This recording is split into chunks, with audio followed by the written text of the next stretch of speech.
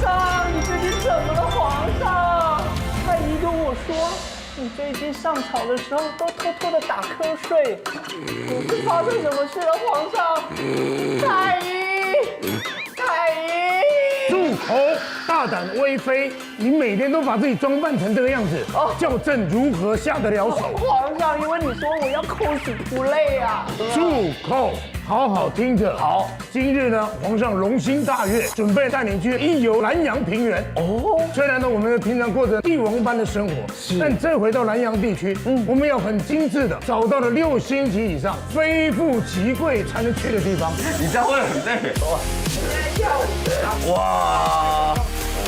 哦，这么厉害的餐厅，便宜到昏倒了。 CP 值太高了吧？你吃的满脸都是呀。那虽然是帝王般的这种生活，但是呢，我们是亲民般的价钱。好的 ，all in。哦，上面的真空包一包一包，哦，好漂亮哦，受不了了啦！受不了了，完美的组合，好好喝，这么好喝哦，直奔脑门。那嫩度跟甜度超级好吃。Joy，有点吗？太棒了。那这就起课了。 OK， 备酒。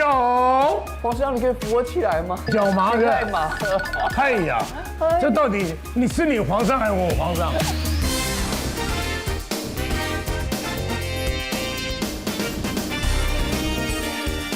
淑芬老师，老师你好。嗨，听人讲哦，市内有一个砖窑吼，过去咱这个所在最需要伊的时阵哦，伊安尼哦，真正是热闹宣传，足清诶，足清的哦。本地有足侪做的砖仔用，因为宜兰有些啊，有迄个土会使做砖仔角。哦，砖啊，你知无？主要是砖吗？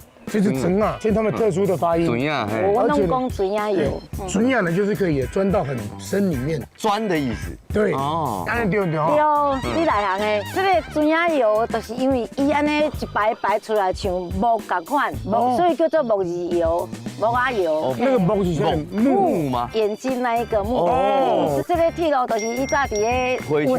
嘿。你是做好爱载出去啊？哎，爱载出去也无要囥在遮要生菇。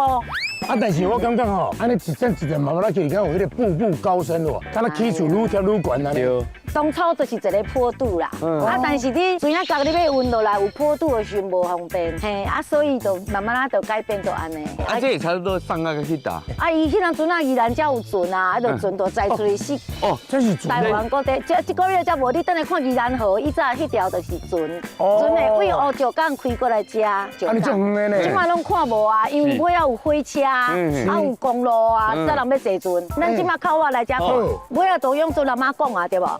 啊，所以。砖仔角已经无消多了。哎呀，你一直生产袂好势啊，迄个一直出来一工通啊10几万地。这济哦，这济啊，么一直烧安尼。哎，无停的，啊，这个所在尾啊全咧造景，你看伊即马变一个翅膀，对无？所以头前甲用一个胶头，迄是尾啊社区营造，要互阮看甲，足侪网美拢伫遐翕啊，有无？啊，迄个所在主要是集水口，尾啊全啊吐出来，安尼较袂甲。我知。啊，伊迄是啥物材质的？ 迄铁的啊，啊雨景大的时，安尼敢若鸟啊咧吐水做趣味的啊。鸟咧配水暖。哎，鸟配水暖。好呢。这砖仔油佫有一个什么意义？你知无？伊内底有生产迄个炭污啊有啊，迄炭晒因就会登去。以早迄个时代无电，拢爱兄大灶，迄就来做燃料。会兄水洗粉丝吼，也是炒菜鸡饭。鸡饭洗粉丝，你唔知啊？粉丝鸡饭鸡。 煮饭，洗辛苦的是粉丝啦。洗澡洗浑身啊，嘿，我拢讲粉丝啊。啊了后，因果若是讲较湿吼，因会甲衫啊啦、较厚遐皮啦，摕来遮烘。好，来，咱向头前甲看。哎，鸟头顶那个只鸟呢。头一届我毋捌看过天一只鸟啊！你只乌秋，乌秋。伊只内行的，知影咱要来翕，总讲来遮等你。要来抢镜头。 哦，你看内底还佫有砖仔，你看佫有以早的迄种物件留在内底，伊无甲封起来吼，会去用乌料伊。这砖仔跟咧厝的吼，音响拢袂共别人插的。这个烟筒的烟筒有134公尺哦，以早是我阿妈的，我细汉拢有来遮算砖仔角的。安尼哦。咱即马过就过宜兰河啊。是啊。这个所在因为以早有砖仔角啊，所以遮做发展的。正边越过就是要去宜兰宜兰河啊嘿，所以较早迄运输拢用船啦。用船嘿，无迄当船也无桥啦，到尾啊日本人的时阵才做桥。啊，恁细汉时阵敢还有在船港，还有在行？无啦，我敢有较老呢。这以前就叫做新店啊，你有看？新店啊，这有足侪店的。啊，这就宜兰河啊，但是即马搁通啊白凉船啊，这。哦。安尼有水无？水。啊，你会看无？袂啦。所以讲输分，你要叫咱干的呀？有啊，冇啦。你去互恁老母看到讲安尼，我食豆腐袂使。袂啦，你会使藏伫我裤袋仔内底啦。你食豆腐臭豆腐。天多啦。袂使来莫想啊，那因为阮翁公安尼袂使哦。哦，袂使哦。啊，袂使无前途。真正的，这个布花有啊，伊早水拢会盘过来啊，啊尾啊就迄个日本人西乡菊次郎啊来甲做堤防。哦，这是堤防。了后才无泛滥。咱即马要行入去城内啊哦，咱宜兰以前是圆色圆的，伊有护城河啊，还有东西南北四个城门啊。啊，但是尾啊，了就拢卡掉的嘿。哦，足可惜的。你城墙啊无卡掉，厝就起袂济啊。这就是以前的地造开堤的。开堤啊，哦，咱车要放在停车场。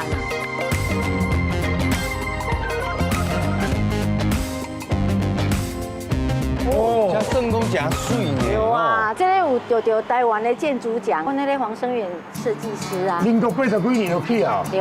这真讲就有远见，就有干工哎。对啊。因为你看这下面那个河堤变道，车子这么多，对，还改一个建筑物，然后呢用这样的天桥的方式把它连接栈道哦，一直行才行到中远去。通啊行过一遍啊，咱来去看咱宜兰的18景之一啊。啊，你无搁招恁人来行一个溪边去？我那个免趁钱是要食啥物啊？够顺的。傍晚呐。哦啊，有啦，拢有来这运动啊，这足侪人在运动的啊。而且你看，他会用红砖，对，把那个砖窑那个氛围，一直延续到这边来。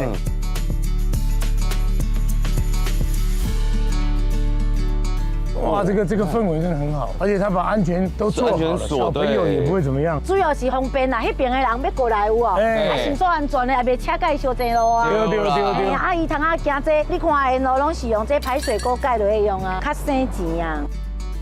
宜兰以早有迄18景、18景啊，其中的一个景就是伫遮，叫做西堤晚跳，这就叫做西堤啦，做好听。西堤，我都没讲到机。哇塞，飞袂离啊！宜兰的真正水。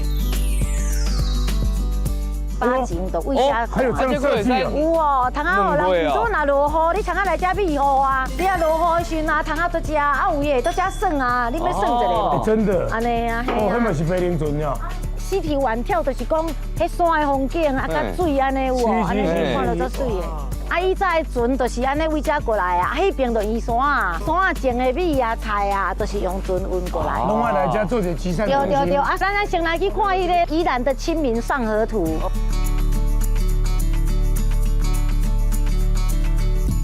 嘛真侪人伫遮海冬秋啊，做亲子的活动啊，这是阮宜兰发展的故事啊。百年蓝城印丹青，所以呢，这里河道呢也改了几次，是，所以这里有他们的一个发展史。以早就原住民的生活，就安尼抓鱼啊，有哦，用叉的。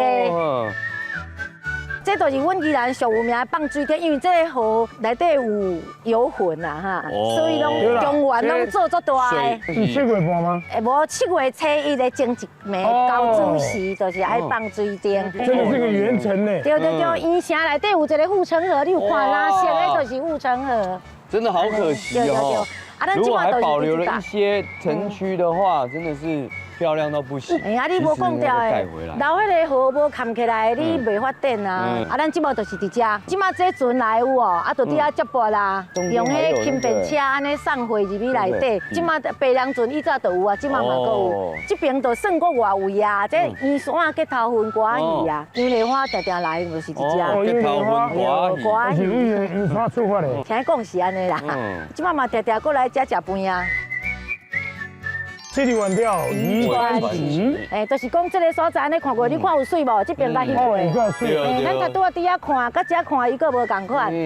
我来唱阮宜兰的歌戏。歌戏来。这条是甲阮小顺学，我你学30年啊。宜兰风景有三宝，冷泉温泉东山。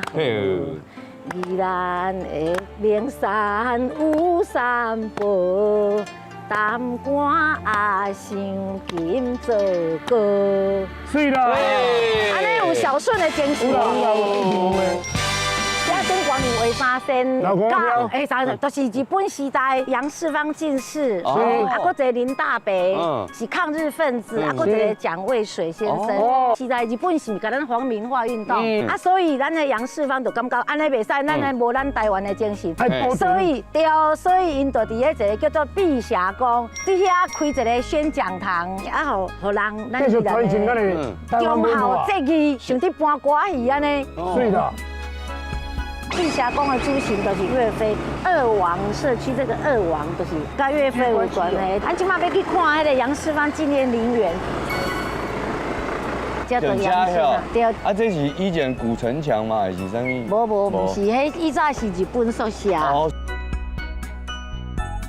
之前日本时代，这是日本人的宿舍，啊，但是依然高风台，所以遐厝已经拢袂使用啊，啊，所以改转来做一个保留一个空间，社区来做发展中心。咱大仙宫有三位高位家来对不？啊，所以才会发生遐白宫做下的，啊，伊家拢有什么店什么用哦，这个还蛮有趣的哦。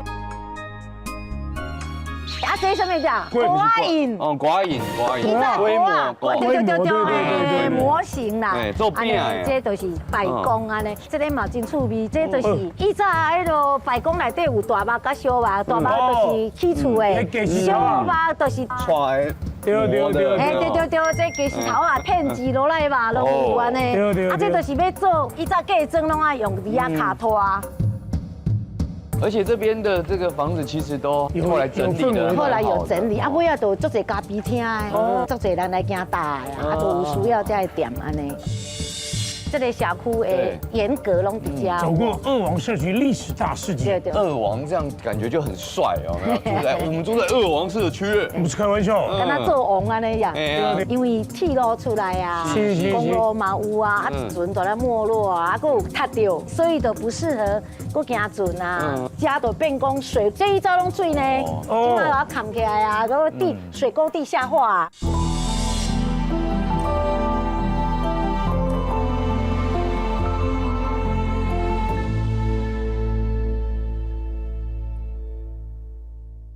小顺，你看那一间，对啊，这个老房子，潘家古宅做有名的。咱今麦来看100多年的古迹来，你巷仔底，你爱慢慢啊行哦，吼，为这边来。个内行的拢行喺巷仔来。哦，内行的买大罐的。这个井以早是足侪人的水拢伫喺遮用的。这好个人引导，但是大家咧来分享安尼。有，即马内底还阁有水啊！你看边啊有沙啊，有无？你看嘛内底还阁足清气。里面还是有水的。你看以早喺贴安尼工。对，功法。依然哦，哦弄起水。这以前是那个洗衣服的盆子，比较大盆。哦，洗哦。洗衫的。啊，较浅啊。啊，你就水潮来遮就对啊洗衫啊。敢有用到这样的工具来洗衫？这一定的，这好个人引导。我这想这运动是低轴呢。低轴不是长的，就是弯的。啊，无就底下洗物件，因为比较像小个盘子这样。对，伊无看你轻，啊，这个看我，搁咧漏水。哎，你看井边的也有石桶，用洗涤之用。这就是要用洗物件的。对。安尼有影有声。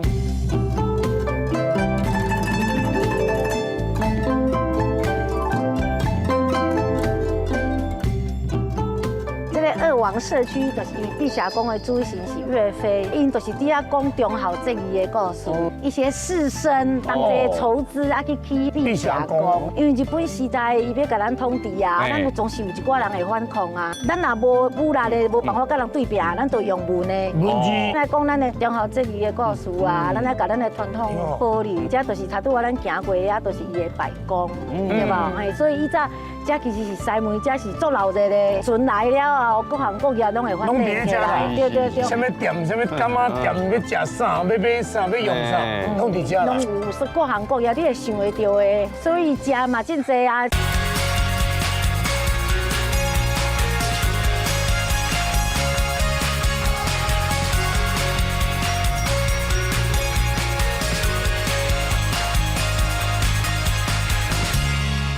目不得了，这真是宜兰之光啊！你看那个人声鼎沸，对，而且听说在这边非常的漂亮，按一下的那个喇叭，它就来了。哎，喇叭，叭叭叭，喇叭边哦。哎，妈妈，你可不可以重来一下？哦，厉害！为什么叫老八？啊，因为我排行第8，所以才叫第8哦7个姐姐。哦，他们家的故事，光听这个7仙女就不得了了。最后就派了一个王爷来了。哎呦，是我姐姐其实搞不好年纪都比你们大了。真的吗？大姐都几年去70岁了。 70了。啊，你爸爸那有能力这样子生了30几年，隔好久了，对啊，就是这30几年一直在生，不断生产。都是同一个妈妈，都同一个阿娘，当然是同一个娘朋友，阿娘真厉害，厉害，算是一个伟大的妈妈娘，算很厉害，留了一个伟大的事业给你。很感谢。因为他们家的这个肉羹远近驰名嘛，那不敢。对，听说那个蒜味呢，才是他们家独到的味道。真的是谁爱吃蒜？因为刚开始做生意的时候，在我们老店的附近有一个是陈医师，他就很喜欢这个蒜头。我妈妈因为她旧时代，她对这个医生啊是讲的话非常的相信，对，然后他就说，哎，我可不可以多给你个几块钱，你给我多加一点。之后呢，才发展说，哎，其实多加一点，它的味道更香、更浓。对，所以应该叫做陈医师交代的蒜味肉羹。太长了。我们在这边已经都闻到满满的那个蒜香了，真的。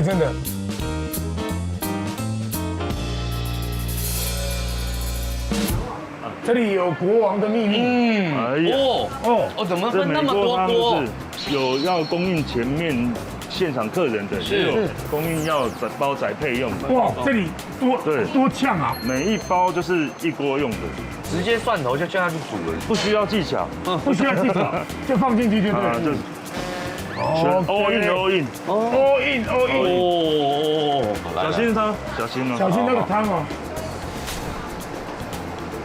all in。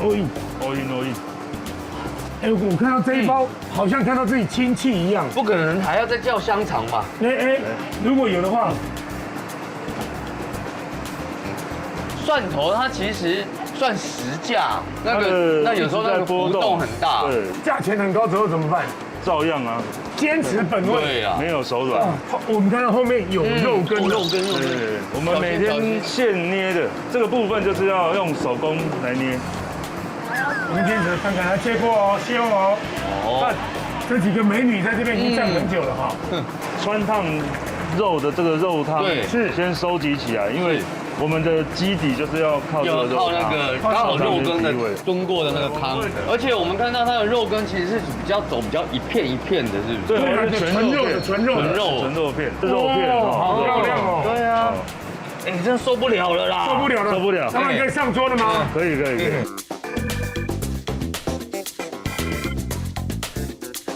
老八的这个手艺，传承自母亲的。是当初就是妈妈做肉羹吗？对，我妈是因为要带很多小孩嘛，对，然后去县府的像官舍那样去打扫，类似那种家政妇的概念。是，后来才觉得这样其实很麻烦，还要带着小孩去，才自己想说做个小生意这样。小生意，那肉羹源头从哪里来？我外婆是住罗东，罗东有一个林场，你们知道吗？罗东卖肉羹的店家很多，这个东西他就一吃，他就说，他可以，所以我阿嬷才鼓励他说，你可以自己试着做看看呐。他所以就开始了那个肉羹的生涯。你是自由恋爱还是老爸老母介绍的人介绍？你来行的，阮老爸老母介绍的。是哦，看一届就调了啊。无啦，见面第2届、第3届就订婚了。订婚就紧张哦。袂啊，迄个时代无咧紧张的，是惊嫁袂出去尔，袂无像即马拢无人爱嫁，人迄当阵啊26岁还袂嫁出，拢笑死，规阵啊，人拢18岁就拢囡仔规大丁仔大啊。定了了。你20几岁才去相亲哦？对，一天上3个。真的哦，你上几个？几个？就迄天排5个啊。排5个，第几个？阮俺排第3个，我就讲安尼好啊，莫搁看。莫看。这个有介意啊？这个有介意安尼就，其他2个拢歹，这个水的尔。安尼我徛较远嘞。你老公看到你这样爆料会不会生气？袂，我常常拢对于他们家讲，阮翁足乖。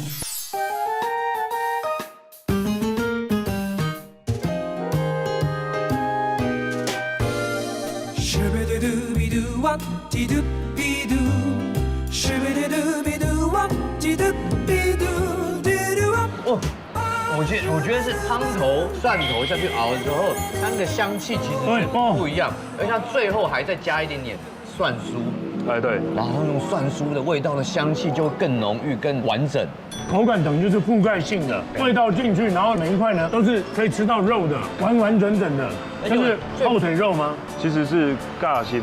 大心，大心更贵了呢。啊，对，那是裹薄粉而已，其实这是全肉片这样。但我真的很佩服你妈妈哎，她又要捏肉羹，还要再继续生小孩，而且30几年等于没有间断。这个肉羹其实是后来衍生的，更早之前他还有在卖蚵仔煎，还有在做串边跟勾饺。但听说你是一个福气之人啊，从生完你之后呢，开始呢就家大业大。他17年搬到这个地方的时候。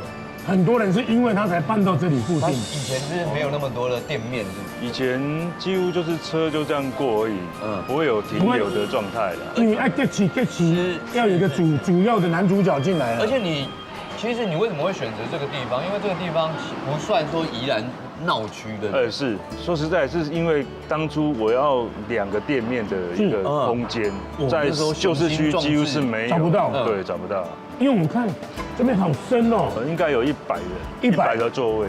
前阵子还有个客人打趣的跟我说，以前在你们那边坐的好挤哦，一桌坐6个这样子。对。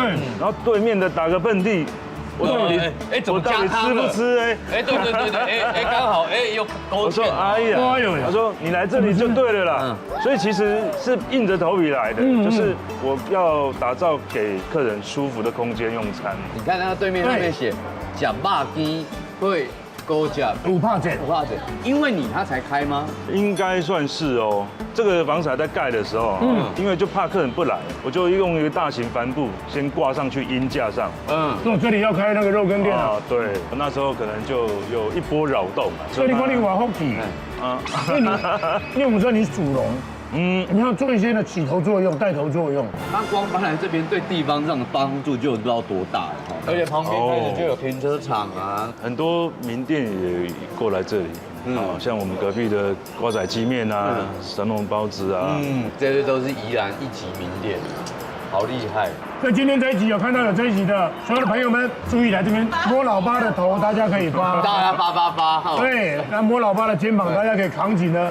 这个一片天，摸老八的嘴巴会说好话啊，你就在这边就这样子哈，然后这样。这样会不会造成他困扰？不会，他摸老八的胡子呢，可以呢有福气。哎呦，那你就做了一尊那个公仔啊，老八公仔。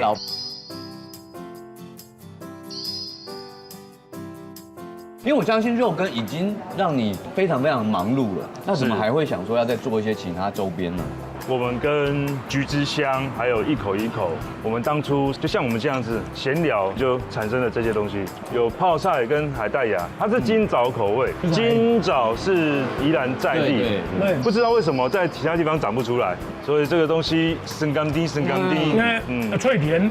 我们3家公司的联合推出了一个叫静候饼，它其实就是米汤，我们就做另外一个发想，我的蒜味肉羹要怎么把它变成一个干式的伴手礼？这个就是加了好你也刷出的米汤。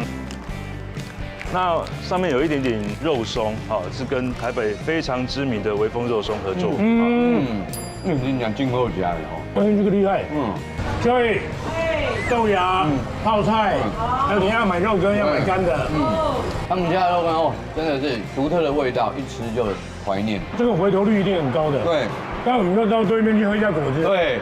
一定要的。他有一个说不要点酪梨果汁，不要点。为什么？我不要破梗。他说不要点，你要靠近看。就刚在对面看到了假泡鸡配口酱有打折。看到这个酪梨牛奶不要点，不要点，等一下，不要忘记点，这种就是逆向操作了。但是你注意看他们家的酪梨特别大，特别漂亮，仿佛像冬瓜一样。哇！老板，老板你好，小哥你好，伟哥你好。为什么你们家的酪梨看起来特别漂亮，特别大的？因为去跟人家买酪梨，从来不跟人家杀价，老板会留最漂亮的给我。用这种方式。再来，酪梨要打得好喝，像威廉那么漂亮。哦，他打的人是不是很金城武帅？威廉。那个打的人要稍微有一点像金城武。哦，所以呢，水果漂亮，不是只有甜就好，它打出来的果汁就更好喝。它品质不一样。他们家的火龙果也是超级漂亮。对，像这个火龙果哈，是我选用台湾最出名的地方南投集集，它吃起来 Q 度够，甜分也够。那柳丁要挑哪里的？我是用高 K，啊，这个洛梨这么大是哪里的？大本营在台南大内，哦嘉义竹崎，我用这2个地方的酪梨。当初要开这个果汁店的时候，你就是各地去找这地去吃吗？我这个是传承我堂哥，我堂哥也是我的师傅。听说是在我们台北市万华那边非常有名的一间。就在老街上吗？在剥皮寮对面的。哦，那很出名呢，那不是开玩笑的。所以，那你原本是就在这边开果汁店吗？还是有跟对面有什么因缘际会？刚开始我们觉得我们自己的果汁很厉害，那随便对面而已，随便客人也要过来。当你不出名的时候，人是不会进来的。哦，对，肉根大哥看到我们生意不好，说啊有需要什么帮忙，然后我跟大哥讲说，不然大哥你客人赶一些给我，我来做折扣，大家这样子。说真的，因为肉根大哥相疼啊，你见到大哥，但你看起来比他老很多。对，因为我欧蕾茶过期的。过去。哇。当初这个酪梨牛奶不要点，是我台中的一个客人送给我的。他说哈，他自从喝过我们家的果汁之后，是回到台中还没有找到这么浓的。哎呦，结果后来这2个忘记是我跟他在雷稿的时候，我说你可不可以帮我多2个忘记，不然我不敢用。可是哈，叫他不要点，真的每个客人来都说我一定要点。哎，他们这种思维不一样。而且我刚刚听那个对面肉跟老板讲说，他是因为当初看到你在那边抢给酒桃，那个酒桃，他才来问你说，是不是可以帮他装潢一下？原本你是做土木工程，水泥。知道肉根要来我们家对面，就说哎，哥哥在万华果汁店打得那么好，我想要把台北的东西带回来宜兰。酪梨牛奶就是酪梨放下去以后，直接加牛奶就好，其他的东西哈都不加了，可以不加了。再来。这个是2滴蜂蜜这样就好了。其实外面说酪梨牛奶要加布丁，来喝双喜的酪梨，喝喝看。纯的。以前我在比赛的时候，那个年代还没有高蛋白，我妈早上会帮我打一个酪梨牛奶，很厉害。然后他们说酪梨还蛮补的，你看多稠。哇，这个太享受了！你台中的朋友，我们现在要变成你台北的朋友了。谢谢。因为你刚刚看到我们只有牛奶跟酪梨，所以它其实是一个很有浓稠度的，接近奶昔了那个感觉。而且我觉得它的酪梨香好纯粹哦，好香，它就只有酪梨的果肉而已。太美了，太美了。等一下这杯火龙果柠檬拿起来稍微有点冰沙。老板，我们看一下，不是因为我冰块放很多，是因为我的火龙果目前还在结冰的，整个就是火龙果冻，吃起来喝起来的时候会有冰沙的口感，不是另外加冰块的。所以你从每一滴每一口你喝下去的时候，那个味道不会改变，直接果肉下去。对，炼8个小时的糖水。这个火龙果柠檬我会加一点糖，我自己摇的糖。如果我们家的火龙果凤梨是完全不加糖，因为凤梨本身的甜分就够了，还有火龙果也很甜。我们从打第1杯开始到目前为止还没加过糖。而它的旁边放了很多根汤匙，他绝对有那种大厨的专业，厉害。从这个小地方我们可以看到他对他的果汁非常的用心。这个需要用吸管，因为它这样子太浓了，喝不起来。是。哇塞，火龙果柠檬这么好喝哦，直奔脑门。你的柠檬是不是有一点类似那种香水柠檬还是什么的？其实是要用传统柠檬。传统柠檬，香水柠檬没有柠檬的味道。但是因为我觉得它有点带皮的那种香气。因为我刚才有掺一点柠檬皮，不小心被你喝出来。对啊，那个有颗粒耶。因为这个柠檬是我们屏东立港的柠檬，开始出名。太美味了，太纯粹了。所以你看，探索宜兰一定要来这家探索一下。接下来下一杯哈，就要请威廉来帮我示范。我们的红萝卜汁，我从打第1杯开始到目前为止还没加过糖。威哥，我这个杯子是空的，一滴糖啊都没有东西。好，没有东西。我们就把先下好软的，稍微压一下了。好，没有，对，好，再来哈下一个硬的。这个红萝卜是我们台湾云林外销日本的红萝卜。哦，顶级的。再来苹果，全部下来。对。我们台湾的农民很厉害，有红萝卜1斤8块，也有红萝卜1斤16块。哎呦，为什么我要用到16块？一加起来就是较袂臭水公味。臭水公你在上面味哦？有臭水公哦。哦，比较臭水公味。不能听你啊，我这个面。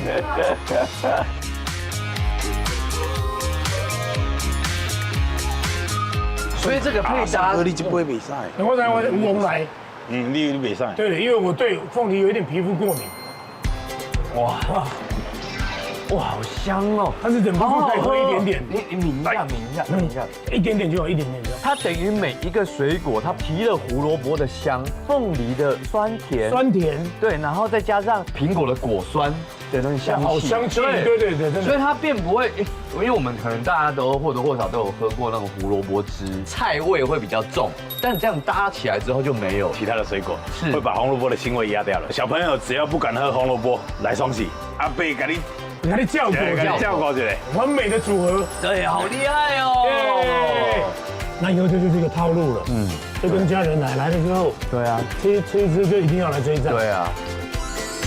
辉哥，小顺，只要有情侣过来，因为我们叫双喜，我会送情侣一个喜字冰砖，就是可以喝的柠檬，它是果汁做的冰砖。你怎么看得出他们是情侣？有牵手还是没牵手？那个笑起来的笑容不一样。好，了解。那我们2个笑容算，这个也是一对。恭喜！大家一起来双喜临门一下哦！耶！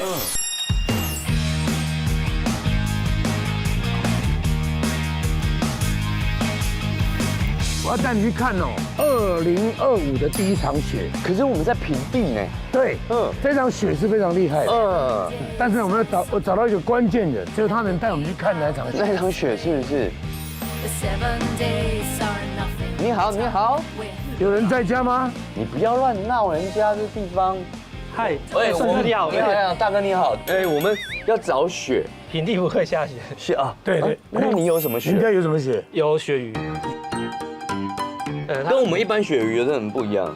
它是澳洲特有种，最大可以长到183公分。这么大哦，就比人还大。但是你的样子看起来像做面包的。是啊，对吗？不太像养鱼。对啊。你以前念养殖科的吗？不是，食品科，所以跟面包有关系。是跟面包有关系。你养在哪里？我们现在看起来是在后面。是一开始是在水沟发现吗？在朋友的渔场发现。在朋友渔场。去你的后面看，后面真的有养殖的地方哦。真的有。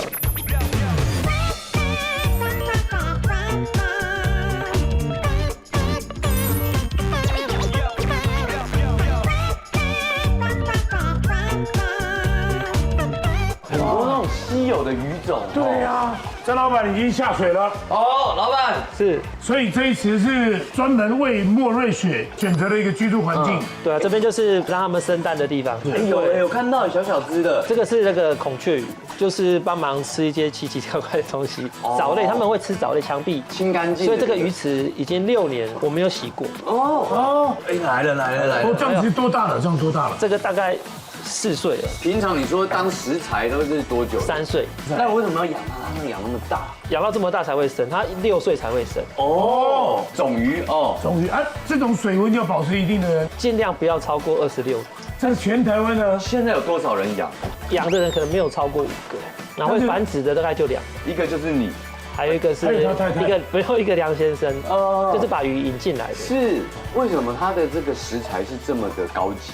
它的肉质就是跟原雪一模一样。以前其实有在餐厅吃那种扁切斜的，对，那种都是比目鱼真的是鳕鱼类很少的。对，这肉 QQ 的，然后又真的吗？又细嫩，冲突口感。老板抓2条，对，来抓2条来处理一下。其实不是来吃水库啊，没有，活鱼3吃。我们可以让我们看一下。好，来，可以。现在是要做什么呢？我捞给你们摸一下。它会听话吗？这个鱼的很乖，这个鱼的胶原蛋白很多，很滑，你看摸就知道。吃到一点 whisky 啊。对，这个叫麻醉剂，让它乖一点。对，不然它那个甩一下，对啊，之前没有到，这样一甩就哦，对。哎呦，那你为什么会想要养这个？我以前就很喜欢繁殖鱼苗，我去野外看到蛋就拿回来孵。真的，对，就习惯看到这什么东西，回来孵孵看，想说这什么怪兴趣？对啊，就像我看到石头想带回来一样。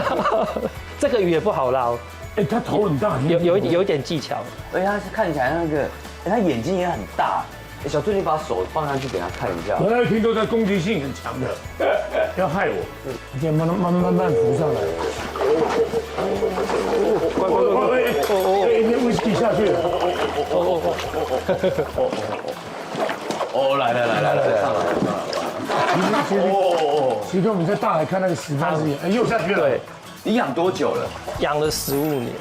这只比较乖。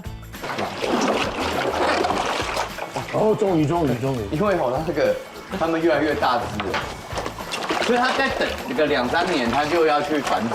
对，不要倒太多嘛，倒太多醒不过来，真的。其实很悬哦。对，这一个人要怎么样才可以跟鱼这么有缘分？对。然后呢，他富裕了，他说他富裕了8万多只卖出去，就没有人真的可以把它养活，或是再繁殖。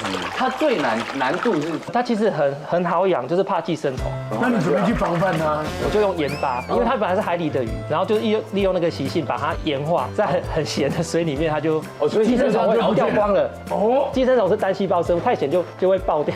啊，所以真正能够这么深入，所以这个盐度很高。这里没有，如果生病的鱼，也有那种盐巴治不好的，就是要放药草。所以你现在懂中医了？也没有懂中医，就是大概试了可能有30种东西，就不小心试到一种，真的会好。然后再慢慢去调整药浴，对，真的，而且要用汉方的才可以。然后就真的很容易好。对，但是不小心试到的。哇，它已经乖了。对，你可以摸，它很滑哦。很 Q 哎，它有感觉那种胶原蛋白那种，像鳗鱼那种皮啊。对，而且它鳞片它没有鳞片，很细，它皮很厚，就是它那个胶质。对，它胶原蛋白真的很多，所以等一下吃的时候，你嘴巴会黏住，嘴巴会这样黏住。听说你1年4季好像就只有几个月是在分鱼苗子。对啊，1年就是大概4个月在繁殖，其他就是游山玩水。也没有游山玩水啊，就其实也没什么事做。那应该它利润不错了。对，做鱼苗利润真的不错，可是把鱼养大就很难赚，就很难赚哦。因为我们没有放药物养，让它自然淘汰，所以我们的育成率也会比较低。上次我们去渔业展也是有人来啊，他就说你们这鱼有没有放药？我说没有，他说每个都这样讲。我说我们是真的没有放。像之前另外一个渔场，我们有30个鱼池，然后有4个鱼池生病治不好，就把它埋掉。找朋友那种地啊，就是请怪手把它埋掉。哦，就是再过几年就会有鱼化石。那一般的人还是会，比如说孩子把它看怎么样消掉，其实会流到市面。所以这个真是有良心的啦。有点要不要试试看？其实它现在很乖，对，很乖的。对，你可以试试。乖。它不认主人哦。他知道是他。对，就乖很多。对，你看我一摸，它整个药效就退了。它眼睛也长得很前面，它的眼睛，一般的鱼眼睛在这里，是它眼睛在这个地方，所以它的结构跟一般的鱼不太一样，很好笑的鱼，很好笑的鱼。你在看它，它也会看你。哦，真的。你跟它是不是已经有感情了？没有，你就观察它，有的鱼不会这样，然后它还会不呼吸的，它鳃会动嘛，然后再看你，它就这样子，就盖住，就有点防备。对，真的。你这样一讲的时候，我感觉你眼睛好像有点像鱼了。真的吗？越来越像。人家讲说你是鱼眼，其实是呆滞的，不要这样子。它的牙齿长在那个鳃盖上面，所以它都在那个澳洲都吃那个鳌虾，然后身上有那种尖刺的，最喜欢吃像吃虾味鲜的。哦，那你养它是喂它的时候是什么？鱼跟虾子，活的吗？这个就是喂它吃。哦，这个是四货鱼，也不是细脯，对。在水里它应该不太会吃，就是从外面丢进来它可能就会吃。哦，因为它现在觉得有点警觉，很想吃，它不吃有没有？它不吃，它眼睛在看，它不想吃，没关系，我们人走它就吃。这个鱼很给归给管。我们还要养一些比较小的那个银鲈，银鲈也是从澳洲来的。好，那把它放回去，say goodbye一下，拜拜。他真的在看你。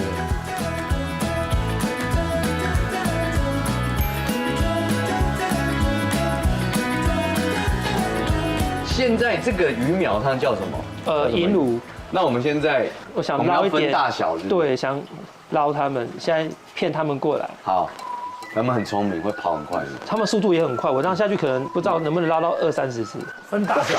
哦，有超过。来，有。看可以留住几只，好，你可以放进去。好，然后小的会钻出去，大的留起来。这样。哇，好聪明哦。是，哎，这个网子这样的设计很棒。这样都是大的吗？它就长这个样子。哦，哎，感觉肉质不错。这个肉质也很好，这个拿去炸了吗？可以。小的、大的才卖好价钱。那这他们有在找网子钻入去的感觉。对，想尽办法。对，那有的还会不小心卡住，所以我这个要把它捞去隔壁池。对，就直接拿起来，然后放在隔壁池的网子里。好，您是专业在孵育吗？专业在做鱼苗。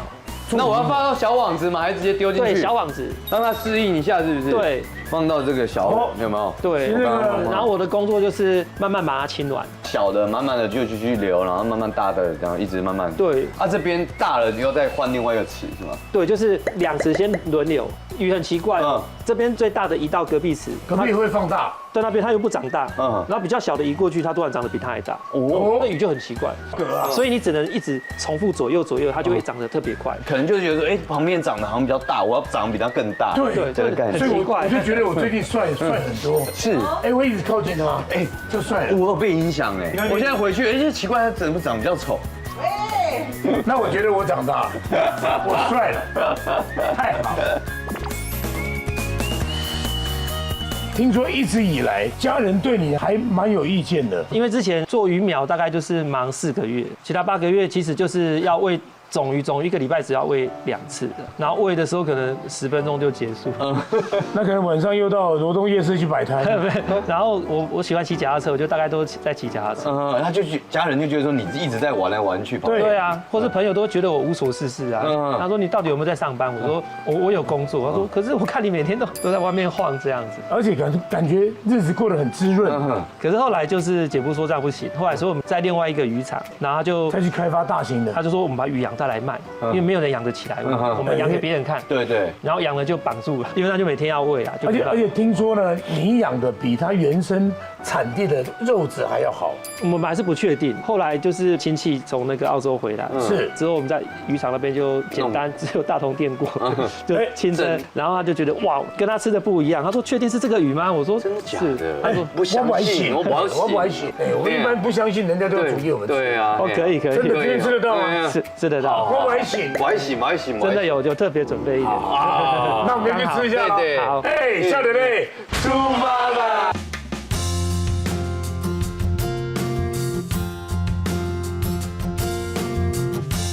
哇，有干煎的，还有这个是鱼头炖汤的，清蒸，清蒸的，大同电锅塞帮子，还有脆胚吧啦，对，我吃干煎的，哦，对，这里好吃，哇，你看那鱼皮，不要掉了，不要浪费了，看胶质，哇塞，这个肉质是完全可以的，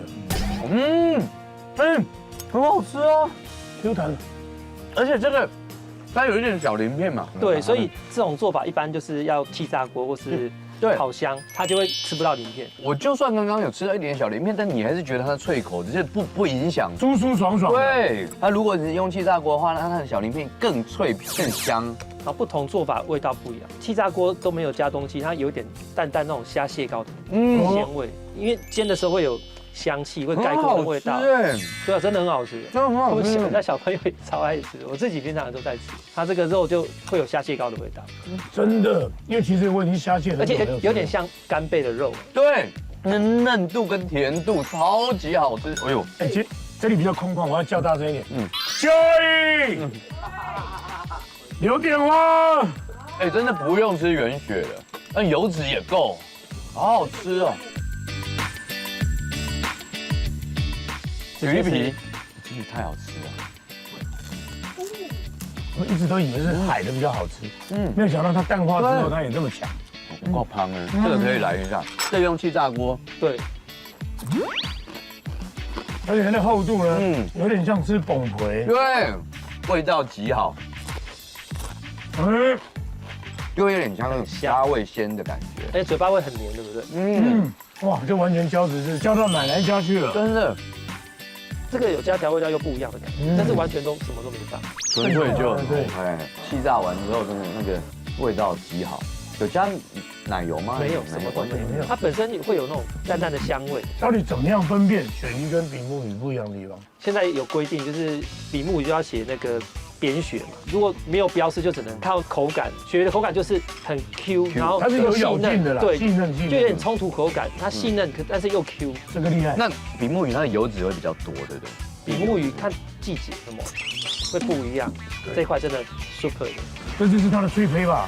而且它脆胚很大片哦，一整块往里面挖。我跟你讲，跟刚刚的那个绵度不一样哦。对，它这个变 Q 度跟脆感，很像螺，有没有那个超级好鸡腿螺那一种感觉？哇，可以的，那个纤维是一支立在那边的，所以刚刚我已经讲它有点像干贝，而且价钱上就比原鳕亲民太多了。对啊，可是原鳕也快抓光了。没事，我们吃这个。对，我们回来依然吃。今天这个好听哦，已经没有抗体了，真的。你看在下单了，刚刚也在下单。对。好了，不能吃完了，外面说要吃一点，要吃一点点，太厉害了。工作人员说看着受不了。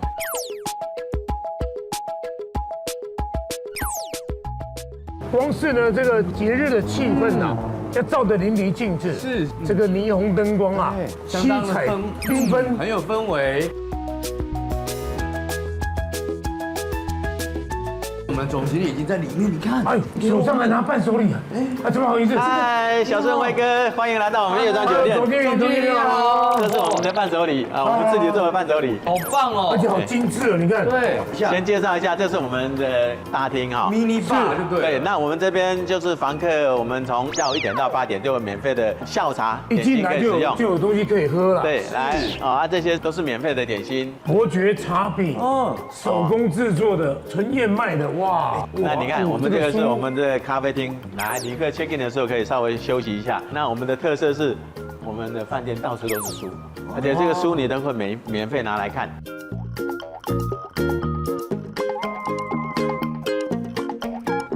旁边那个小道去哪里？我们先去看一下我们的秘境啊。好。哇。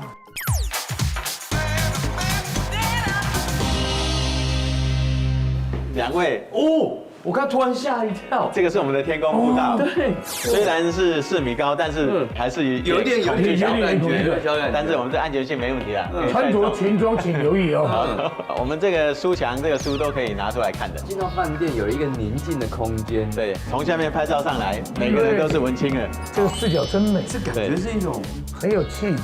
是，对，而且这个书我们是有专门一个人在整理的，我们每一层楼都有书嘛，这个黑色就是这一层楼的，所以你拿回去看完之后。只要看到黑色，它就归回到这边来。对，哇，这边看到很多玩具，对，很多小朋友在那边玩。接下来我们就去看我们的亲子馆。好，亲子馆。对。哇，幸福的氛围。对，我们大朋友小朋友来这边就可以好好享受这个亲子馆。来，那这是我们 DIY 区哈，这个小朋友来这边做 DIY， 他可以消磨一整天的时间。对，爸爸妈妈来这里真的可以完全放轻松。最喜欢大姐姐了，太棒了，我也喜欢大姐姐。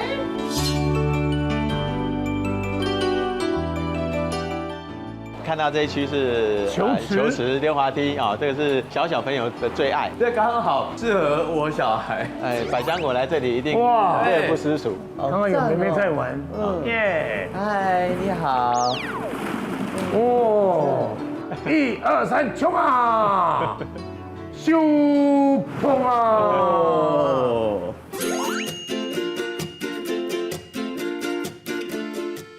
哎。那边有笑脸出发吧呢？哦，这是我们的积木区，小朋友可以发挥他的想象力，拼出他想要的图案。也有大积木哎，对，也有大的。哇，那是大人玩的。哇，那这里是我们的小孩的步步车，自己还可以这样子用脚这样推。好，好棒哦。这边就是小朋友的扮家家酒的区域，我们这个每季都会更换它的主题。像这一季是厨房的，这一季是厨房的，前一季是超市的。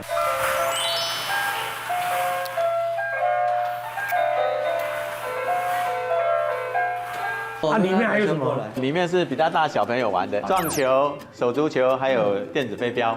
这样子好了，我们今天就针对这个台球呢，对，好好来 PK 一下。好，来，我们先把球冲开，谁先把1号打进去，谁就赢了。好，来，那看谁先冲。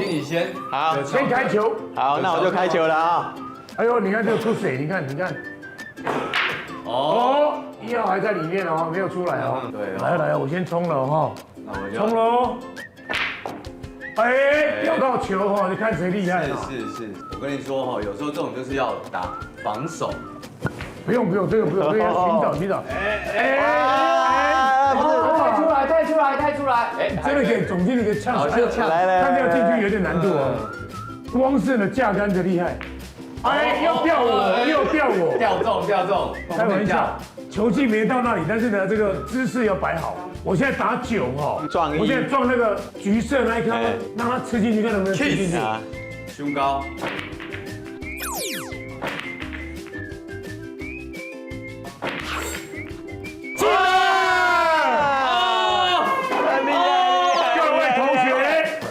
太厉害了！好，可以，这个先站在那边，待会请工作人员帮我们收一下。而且这是我第一次在撞球台玩过的游戏，这个叫做抢一大作战。这抢一大作战，胸高。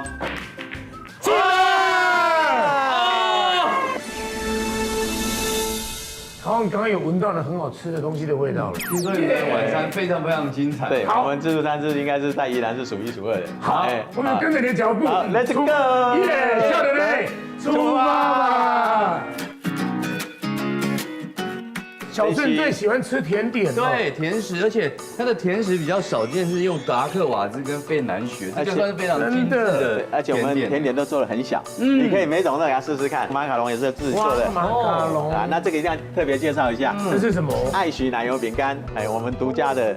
而且马德也有，哇，这看起来就很想切一块的，小的甜圈也太可爱了。对，黑白大厨的这个提拉米苏，我们也有，太厉害了。啊，那这边是我们的现煎牛排跟樱桃鸭，樱桃鸭也是我们的招牌，外酥内嫩，你看，哎呀，里面看起来嫩嫩的。对。我们自助餐以中餐为主，尖椒辣子鸡，对，这里面是猪排哎，对，还有这个麻辣双宝，哇，这个鸭血，月亮虾饼，本身排骨。接下来我们这边是哇，海鲜吧跟日式料理区，这生鱼片就有9种。听说今年的鲑鱼是比较肥美一点，对，而且价格也比较高一点，对，所以来吃划算，对，要吃回本的。旁边这个是什么意？可以自己来搓一碗雪花冰啊，真的假的？放上去按一个制冰就可以了，这边所有料都可以配。好，感觉是已经有口味了吗？对，它那个是厚奶茶，那个冰底就是厚奶茶。对，它真的有一个那个刮刀，对，而且这个它都不会有人去接触。哇，这边配料炼乳也有黑糖，都可以加。来，小顺试试看哦。我们么么哒哒的料绝对是不惜成本的哈。哇，你看满满的。想吃什么里面料都有。这好厉害哦，而且他们的果汁是新鲜的。对啊，那另外还有一个招牌就是绿豆沙牛奶，当天现打的。你帮我拿，不好意思啊。不会啊，我平常就在那边当酒宿先生。哦，真的？不然就是当牛郎，帮客人弄牛肉汤。听说董事长也经常参加这个服务行列。董事长有空的时候他就会来。酒处是酒是我们开酒店的嘛，没有在怕人家喝酒的。真的假的？不可能吧？光啤酒就有3种。真的假的？红酒、白酒、气泡酒、威士忌、台湾生啤酒，还有伯克金的生啤酒。客人一定就是想说这是不是摆拍？没有，这个就是无限畅饮。那这边还有日式清酒，日本的 sake 哦，对，而且cheese的口味很多种，喝酒配cheese很对味。哇，这个小麦汁好好啊，好香啊！再来就是我们的招牌牛肉汤的牛肉汤，很多台南客人说，我们牛肉汤比他们台南牛肉汤还更好喝。来，我帮你服务，因为我们这牛肉是跟牛排是同一块肉切的，所以肉质非常细。然后就是这样搭配一些什么高汤这样。这个汤也是我们自己熬的，然后再加一点我们3青葱哇，最高级的葱，然后再加一点姜丝。哇，这一碗就是满满的100分的牛肉汤。哇！最幸福的一碗汤啊！你看这个酥皮是螺旋状的，跟一般你看到的这个酥皮是不一样，而且我们汤都是自己熬的。再来我们的海鲜吧，至少有10种以上哈。今天有白虾，有蓝蟹，有牛蹄蟹，宜兰必吃的鲨鱼烟我们都有。大卷、小卷，对我们宜兰的海鲜一定要吃的。哇塞，孔雀贝、西施蛇。那我们这边就是手卷可以跟师傅点，看你要什么口味，有没有4种口味。而且这个好美哦，你看，对，我们有5种口味，肚子装得下哈，其实可以每一个给他试试看。它有黑糖的，对，有抹茶、梅子豆腐，还有原味的，哇，还有柚子豆皮，应有尽有。我一个虾软的。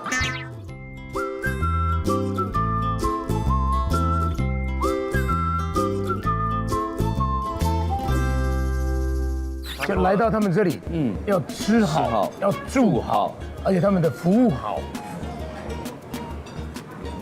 你知道那种牛肉汤，他们用牛骨啊，还有那些蔬果要去熬，然后再释放出牛肉的鲜甜的味道，真的是可以享受牛肉美味的时候，真的是非常幸福一件事情。完全不马虎，熟嫩度是刚刚好。这个樱桃鸭我要现在试一下，弄个葱段直接来，好厉害，舒服。我喝一下他们的绿豆沙，哎呦，感觉怎么样？真心觉得好喝，有那种绵密的口感，吃起来有那种奶昔的感觉。他刚说这个是什么包？现煎的葱饼。刚刚那是爆香它是厉害的炉烤牛排，嫩度就非常非常的香，而且比较能够感受到那个肉汁的原味。重点它切得很厚，我觉得吃这件事情他没有想要特别赚钱，他想要回馈。真的。对。哦，你还有酥皮浓汤。小时候这一顶叫皇冠，你知道吗？满满的儿时回忆。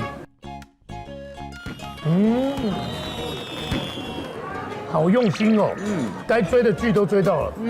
该追的味道也追到了。对，而且它的手指饼干酒味不会太强，刚刚好，完全可以让你吃到里面的香气，太享受了。是的。在这里住不小心就变胖子回去了。对。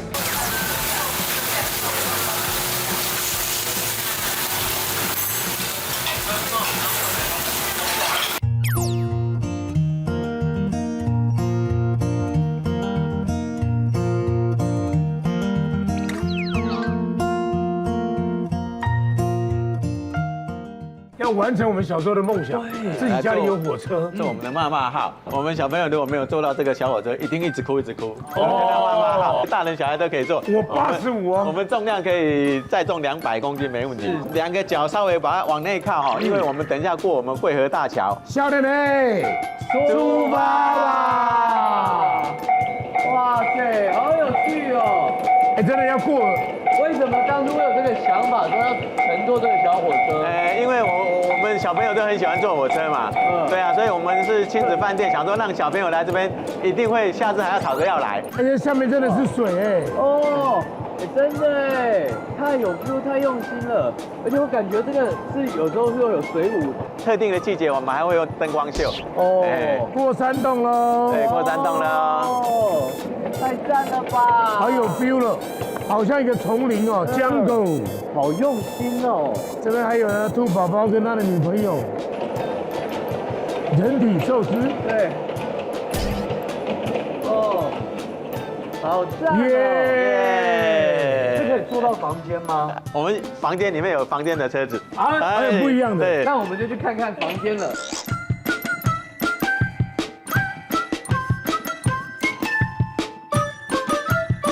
OK， 这个就是我们今天要住的楼层，亲子楼层。哇，它的车身是随时你可以开走的吗？对，这个都小朋友可以骑回到自己的房间的。现在我们看到这感觉都是价值不菲的古董，对，超过100年以上的，应该大概都至少都清末的。小时候我应该没说错吧？这种釉色，然后带青花的，这应该就是清末明初，随便这个车子哐当，它就翻过去了呢。这个都是董事长的收藏，那董事长之后拿出来给大家分享，他就不怕撞坏。这太大气了，这个太夸张了。我们饭店的收藏都是董事长自己收藏，都是真的按老东西，真机的。这个也是潜将彩，其实董事长他收藏最多的就是潜将彩，潜将彩。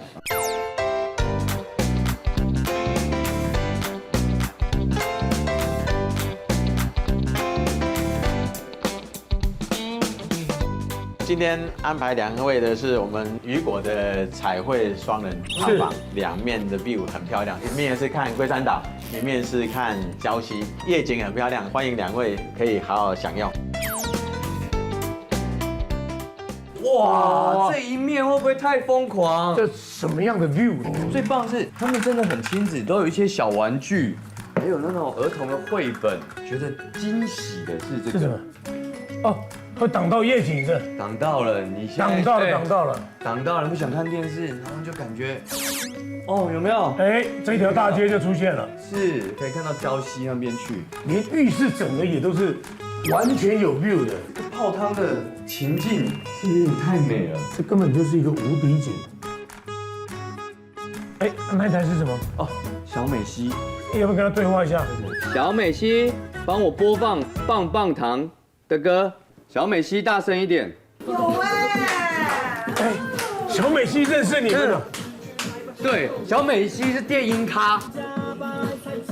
我来了。你全身的美好 ，BPM 飙飙高 ，Rock your body now。这个有没有什么权益的？要不要关掉了？哎，没关系，感受一下就好。差不多要停了，因为2个8拍已经过了。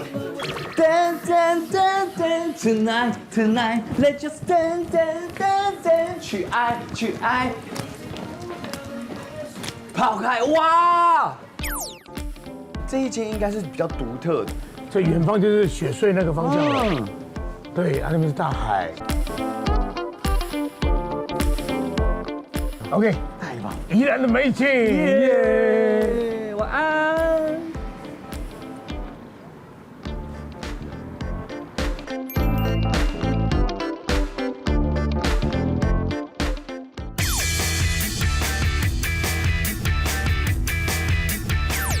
小哥，接下来要带我去哪里？因为呢有好水，如果呢这个南洋平原的好米，又有一个呢非常好的技术，把它结合起来，要有一瓶好处，让你的身体好处多多。我就真的蛮好奇这件事情的，是它到底好处在哪里，以及它制作过程。我就带你去一个呢好处多多的地方，笑人类，出发吧！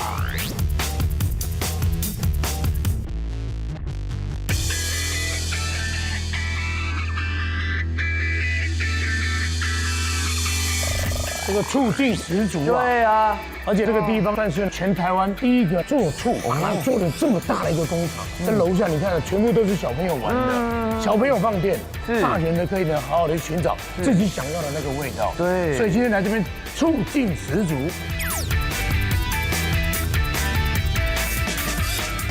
这是以前的酿的瓮。对，我们这个是100年的历史传承下来的，因为早期啦，我们创办人的阿公那个年代，这个就是古典的制作的方式，因为它是要人力物力耗时又耗力，要看天吃饭，好的天气才能酿好醋，温度湿度要掌控的非常好，跟做面包一样。对，靠发酵吗？它是3段式发酵，我们的水质也是靠着我们旁边的那个龙潭湖的龙潭湖，对，第一个好水。以前用酒瓮，对，现在用橡木桶熟成，是全台唯一的透明的生技酿造厂，用橡木桶熟成2年半的醋。那它的差别在哪里？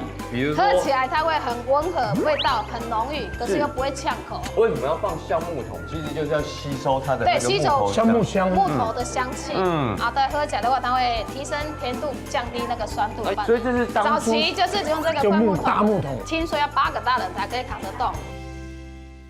我们的创办人的曾祖父是一个科举的秀才榜首，真的不简单，培育出了台湾很多优秀的顶尖。当初他们就是做这个最早做公园醋吗？这个许万德先生是我们创办人的爷爷，他是公园醋的第1代，他更厉害哦，12岁就登台教书了，可是要结婚生子，生了6男7女，所以养家糊口，弃儒从商，拿个扁担子四处游街叫卖，这时候就开启了酿醋世家，所以讲这个现在已经第4代在传承了。那最重要的就是我们的醋有3个要素：好水、好米、好菌种。宜兰的水质，这里就是我们的龙潭湖的水质，就是第1好水。是，所以来这边是选择它的龙潭湖水。好的水质，种出好米，然后好菌种，100年传承下来的菌种。刚刚那个是古时候的酿法，比较辛苦，比较费工。对啊，这个就是科技取代了。它是有3段式发酵，第一个阶段就是糖化，第2段就是酒化，第3段就是醋化。实际的体积是1/1000，对，它所以这个这是模管子很型，大。对，这是模型，等一下可以看里面实际的生产线。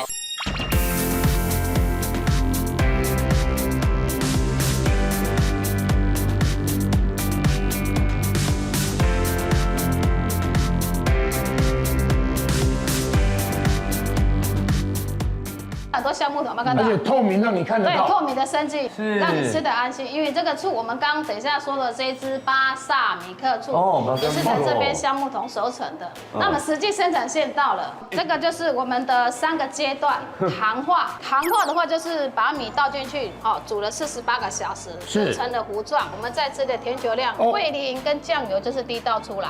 然后第2段的话，米曲菌加上酵母菌，这时候有酒汁了。最后一个就是酒汁提炼出来95度的清酒，上给清酒。上给是这样来的。对啊，还有什么中间的产物是不是一个米或蛋白肽？对。以前都来当饲料、当肥料，现在做到 SK2有没有听过？对，米或面膜、清洁保养品、面膜，越来越高级了。就是这种延伸的产品，所以都不会浪费掉。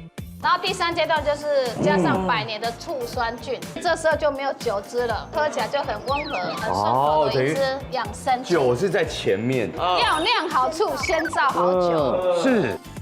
我们科长今天有交代，让你们可以去参观一下。真的假的？对外公开。好。让你们去体验一下。然后那个科长，他都是用什么米？我们是用糯米。糙米不行吗？糙米也有，我们有做糙米醋，也可以。我们所有白醋都是用糯米。乌醋跟白醋，它是怎么最后形成？乌醋它用的醋也是白醋，只是说酸度的部分。酸度。那它为什么会变深色呢？我们有经过香料有萃取，然后出来颜色才会深。你这个原料放进去，它要搅拌多久才会形成糖化？通常我们米跟水进去之后，我们会要经过高温高压蒸煮之后，我们会放异化酵素，让它从米变成小分子。糊化之后，我们会再加糖化酵素，让它转化成糖，然后变成蛋白质，然后水解，我们加上酵母菌。这个时刻再加入，最后才放。就是温度我们要调下来，因为酵母菌它，要不然会死掉。我们通常会调到26度、27度。那为什么一定要糖化？这种菌它喜欢吃糖因为它是要做酒。做醋之前要先做酒。以前我们就说酒坏掉就变成醋，对不对？但是我可以，我们来看一下。好。这个是已经经过10天了，已经是酒了。我们的所谓的酒化。对。所以这个酒现在大概是几度？像我们一般，比如说高粱是58。哇，好漂亮哦！这个是所谓我们讲原住民小米酒，它是用小米，我们是用糯米，就是糯米酒。像日本人说的什么大吟酿米，这个几趴？这是15度，对，所以其实是不错喝的。你闻有那种香味嘛？有，对不对？这个真的先把酒化白白，你把狂。就是说都好了之后，我们请酒精发酵，10天之后啊，酒精会慢慢起来，是我们最需要的度数，是差不多15度，所以就会捞上层的酒部分。不是，我们会用那一台压榨机，我们那边下面有一台pump，抽到压榨机里面。所以我们看这个管子是直接抽过去，它里面有包括米粕，我们是不要，我们只要萃取它里面的汁液而已。比如说它里面可能我会把它用干，然后我也会空气吹板子让它膨胀，最终把它的汁液全部都萃取出来。这个其实是可以喝的。对，我捞给你看，我捞给你看。还有喝一点点，一点点感觉一下。现场的大吟酿，对，大开放，对，本来是没有机会的，一点点就，他可以多喝一点。好，这样可以。像那种汤圆有没有甜酒酿？对，类似啊。你闻一下。这是纯米做的酒，基本上跟 sake 的感觉差不多，比烧酒再舒服一点，它接近清酒，而且还有气泡感。对，应该可以完全喝掉了。因为它很能喝，就原住民那种小米酒。对啊。原住民是小米，差别就在这边而已。而且我觉得它甜度更高，非常好，很顺喉，完全不辣口。那有专卖这种的吗？没有，我们是做醋的，不卖酒。哦，他不卖酒了，好喝哎，好好喝。哥哥不在家，今天不卖酒。好，我们是纯酿造醋了，是不是合成的？是真正糯米下去酿造的醋。谢谢，了解。那我们最后去喝的完整品 ，OK？ 楼上。好，谢谢科长，谢谢。你应该有看到那个唐太宗的那个故事。哎，他是大概是怎么样？唐太宗呢，当时呢，因为有个宰相，他讲房学龄。房学龄，对，那他很怕太太。哎，跟咱去讲的哈。虽然讲协会嘛。有一天呢，皇帝呢就想说营谋太极，听说你老婆妻管严，就是你在外面人家都是3妻4妾。他现在皇帝要御赐一个妾给你，对不对？对，哇，他老婆极力反对。他说这是皇命不可违啊。叫到皇宫里面去，皇上又倒了一杯醋，然后就跟说这个是毒酒。如果要你的老公，他不能纳妾，这皇帝就赐死。他老婆说好，我喝定了，叭，这样就下去。哇塞，皇上就吓了一跳，哎呦，这是醋呢，证明了他真正的对唯一的爱，对不对？那让你醋劲十足。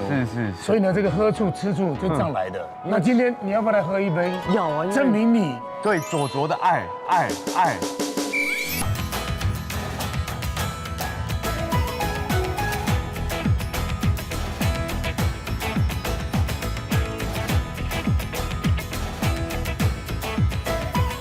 我们的镇店之宝巴萨米克醋，就是跟国外的不一样，国外是沾沙拉、沾面包，我们的话直接可以直接喝的醋，很浓郁哦，喝喝看。我要喝这么多，你免呛到，含着1到2秒再喝。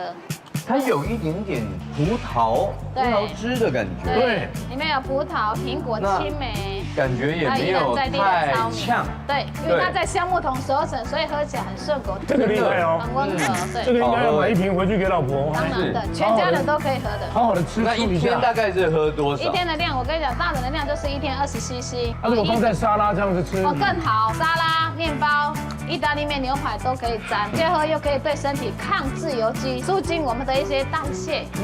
果然是专家，了解。他们应该有3宝哎。对，第2宝是酵素。酵素的话，就是有原生食物的鲜甜、蔬菜水果发酵的成分，就是很简单，膳食纤维都有了，益生菌也有了，维他命也有了。讲到这里，中国吃就力了嘛，对吗？我们一天补足我们的一天的能量，抵抗力、免疫力都有了。蔬菜水果益生菌都有，咀嚼一下。它这个你就是比较蔬果一点点，蔬果原生食物的鲜甜，嘴巴里面那个饱足感、饱食很充足，而且并不会觉得太酸。对，不会。它没有加1滴水的哦，很纯的原生食物的鲜甜哦。体验看看我们的青春露，就是第2段发酵萃取物，酒粕、米粕延伸的清洁保养品。感觉一下，来感觉下来，手很舒服，来轻拍一下，保湿度非常够。它是青春露哦，它不是水啊，纯天然的，哇没有酒精、口水味的。我刚刚打了一下，我觉得我变6岁了。这个就是 All-in-One，就是我们的进阶版，3合1的。比青春露还要更青春露。对，拿来看，不错哎，就是有一个知名的。那个感觉蛮像的，我觉得可能制成上面差不了太多。小顺最喜欢吃这个吗？黑蒜醋，他们用云林的黑蒜，对，云林的黑蒜，对，口味非常的特别。如果以酸度的话，它这个比较酸，就比较往上飞一点。对，可能是有那个蒜头的香气的关系。对，蒜头，我们就用一杯给你喝。黑蒜很浓很纯，哇，好好喝！它是低温发酵的，太棒了！谢谢小孙带我来找健康。从3楼直接溜下去了哈，小孙我来喽，有一点点醋味，哎呦喂呀，哎呦，将醋味给出到去。我跟你讲，大人在这充电，小朋友来这边放电。这个很好玩哎，好有趣哦，真的。它蛮快的，因为它不锈钢打造的，对，所以它特别滑，所以呢，你叫人呢，出发了。它虽然是写礁溪，但完全跟我们印象中的礁溪感觉不一样。你看右手边这边，它竟然还有个市集耶！对呀，湖畔休闲园区。现在呢，只要有美景的地方哦，对，政府都积极的希望它变成一种观光产业。所以呢，设计的这些，你看还在建设中。对。哇，这么大湖哦！哇，很大一片呢。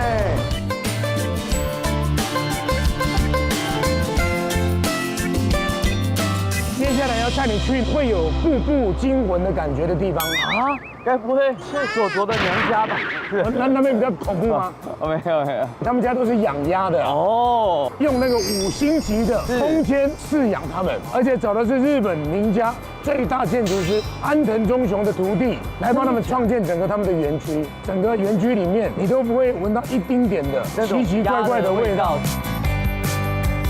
耶 ！Hello。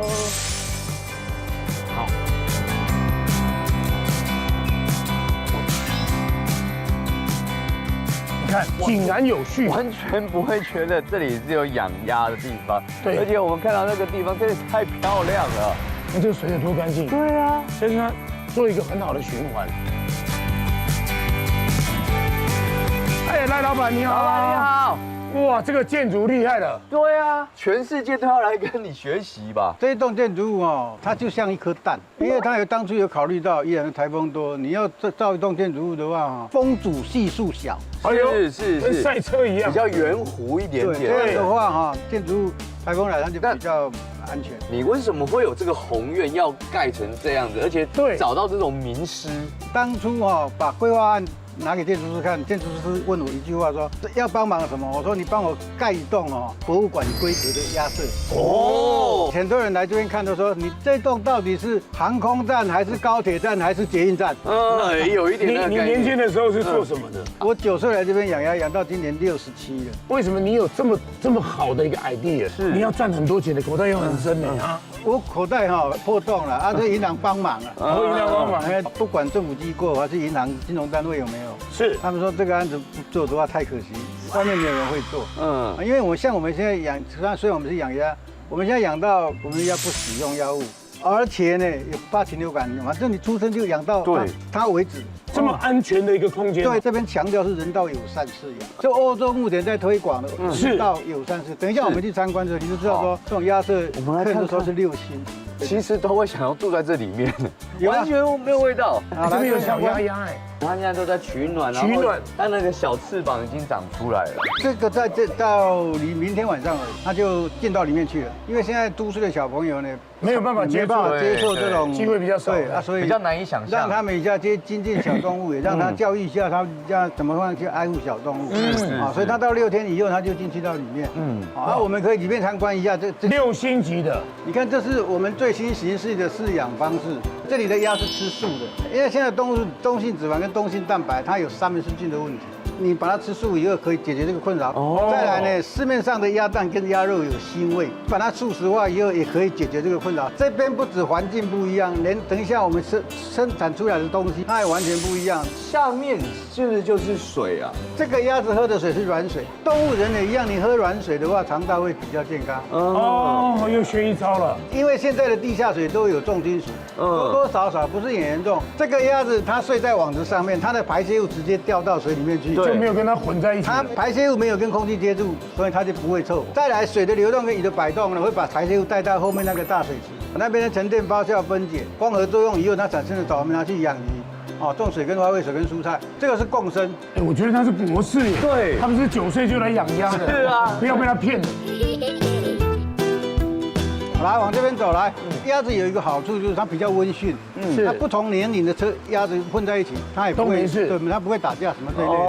这个是4个礼拜的鸭子，已经这么大只了。这种鸭它长的速度很快，台湾一般民众都把它叫做樱桃鸭。对，这种鸭专门做烤鸭用的。因为我刚刚看那边它的那个水，它是不是流动？那为什么这里的水它就开始是流动？不是，这个鸭子有一个惰性，它这种鸭子它只要看到水在冲，有没有？它是认为这个水是干净的，所以它就会洗澡。你的水纵然是很干净，但是它没有看到水在冲，它也觉得说这个水不干净。跟猫要它就不去洗澡。它鸭子不洗澡的话，它有一个缺点，它会有体味。所以你要让它洗澡。你看羽毛那么漂亮。哇塞！每一次都自己来洗澡，对，太厉害了吧？对，独一无二。这头家对，让等下不是破康，直通财库。是，而且又这么漂亮，哇，逛起来完全没有那个，这个算是一个模范了。这边呢是55天，快要成鸭了，大概10天到15天，它就毕业了。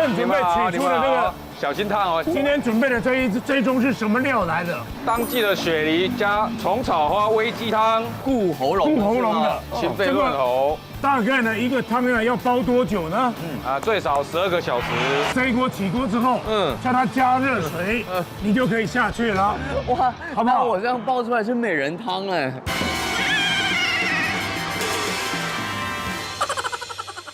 这里多昂，对，是啊，你的店有会响啊有没？木炭从上面放进去了啊！哎，我们进去看一下。好，小心烫，小心烫。这个很容易，你麻烦帮我们打开。好的，没有问题。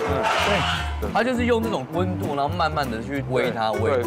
这种大水缸自古以来，它都用那个比较厚实的那种泥，火呢会在你做循环的导热啊，它所有的这些原材料在里面就慢慢把它的原汁都煨出来，把它浓缩在里面。除了煨汤之外，那还有做什么？做什么其他的料理？这边还有做烤鸡，要用这个用瓦罐这样子。它出来的那个效果会不太一样吗？会。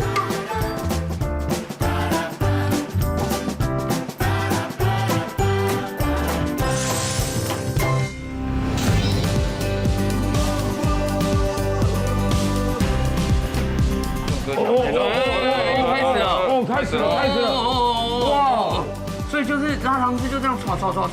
我们都不知道它是怎么弄的哈。这是用冷却的原理啊。这第一次看到哎。那你怎么会去学到这个技法？以前跟那个吴师傅学的。还有一个吴师傅也是美乃滋做的龙，你看看，这完全是哇，好酷哦！宫廷的手路啊，御厨的真功夫啊。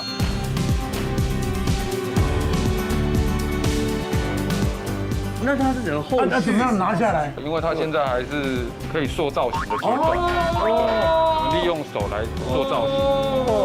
对，这个是鸟巢，沙漠中的那个风吹草，好酷哦！来，它大概要多大坨，才不会太多，才不会滴下来。有天分哦，有天分哦，有天分，可能是你那个糖刚好哦。热度燃点刚好，哇，真的有学到，哇，好强哦！我要回家做拔丝地瓜了，好好玩。我试一下。其实你有夹那踹那就好啊，不要太大头，太大头会甩到旁边。这样，对，这样就可以了。你要手腕那边踹。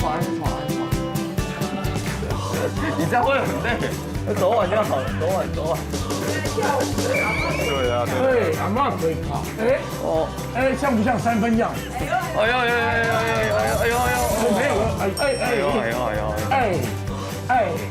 来，继续。OK， 来，我马上弄一下。好，塑形。对。它的手感很特别啊。对啊，小时候你摸看看。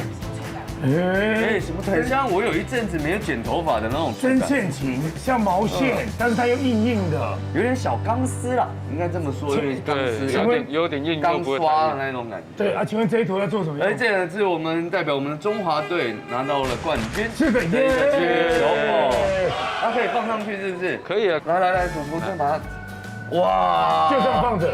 哇，好像也蛮有 feel 的，有吗？好酷哦！而且那个金丝非常的吉祥，这完全就是帝王般的。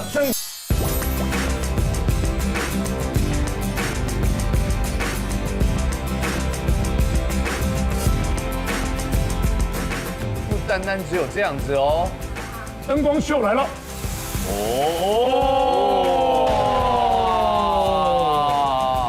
这个厉害！来，给我们介绍一下。这海鲜采用当季的黑点鱼，还有我们这个鲑鱼。这会不会太肥了？这个干贝？哇，好肥美哦！现肥。这大概是几个人在吃的？这10人份。这一个人要花多少钱的10人份？900，这个算便宜到昏倒了 ，CP 值太高了吧？而且这应该不是所有菜的，还有1、2道还没放，桌子太小只的，已经放不下了。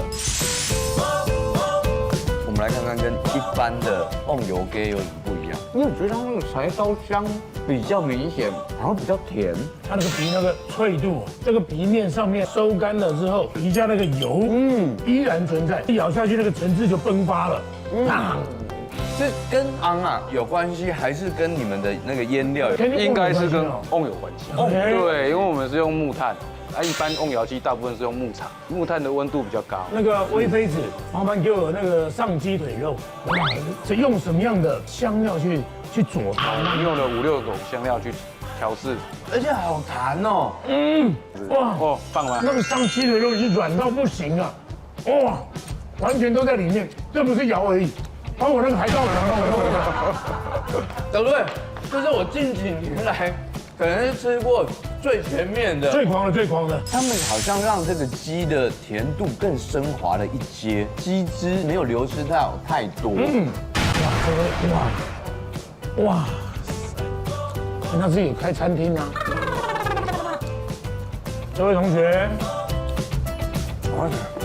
你刚看它的那个羊脂的弹性，小羔羊吗？完全我完全没有吃到它那个腥膻味。我们挑选的是比较小丝的部分。其实它处理没有太复杂，基本上保留它的原味，对，还有是微微那种带奶感的那种感觉，好嫩，好好吃。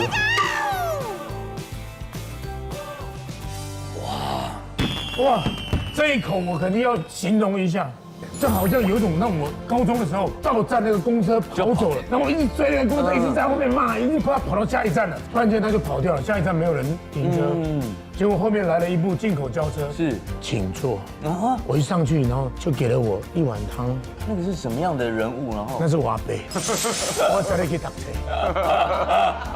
这种遇到阿伯的感觉，就是说这么亲切，不要再追了。对，很多东西不是追到就是你的，上来做。很有骨气的说：“阿伯，你们我被招给好。”不，我阿伯讲阿伯在站到好门口顶无诶，伊讲会使，我好爱爬坡，就是那种舒适的感觉啦，好舒服，没有太浓郁的、强烈的油腻的那种感受。大家可以看到它非常非常清澈，舒服的进到你的喉咙，然后就淡淡的那种雪梨跟我们家的虫草花提它的鲜度，因为雪梨本身没什么特别重的味道，主要它有带那个鲜对，因为有些菇类，它是有它自己特定的一个分子。我们怎么现在才发现宜兰这么厉害的餐厅？这道是我们的招牌咖喱软壳蟹。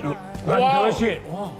我必须称赞我们主厨，他裹粉的技巧功夫，薄薄的，带一点点空气感，带一点点水分，所以感觉像一个薄膜一样，只是让那个软壳蟹多穿了一层薄薄的衣服，那软壳蟹真的会有点稍微爆浆，对，有点好吃吗？好吃。这个面包把自己游的自身南洋，咖喱香透过这个面包呢，那个一个缝一个缝慢慢挤出来。有没有听到椰子落下来的声音？哎呀，南洋的风味，你们的面包也很好吃，绵口嫩嫩的，带牛奶香的那种面包，怎么那么厉害？你吃的满脸都是呀。那你当初是什么因缘际会下接下这一间？刚好是跟前主厨啦，是邻居。对，你以前做吃的吗？以前本业不是。那个胡师傅，皇上吃都有肉松多一点的无律师。所以那你说学了多久的时间？目前从业到现在已经13年。所以他是连这些什么雕花什么那些科的那些东西都要学。对。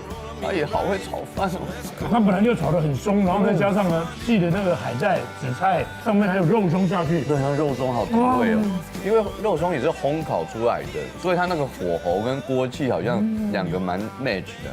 然后本来就有烤一些乌鱼子在里面的，对，会有一个特殊的香气。帝王般的生活去哪里找？对，就到礁溪来找。哇，这个太享受了。对，这个下次我一定要带我那个长辈们来。阿伯。你等我，我开进口车去给你载，再给你用这碗汤给你降温，这个贵贱的冷冷的心肝头，会当安尼烧。哇，太美了啦！这太棒了！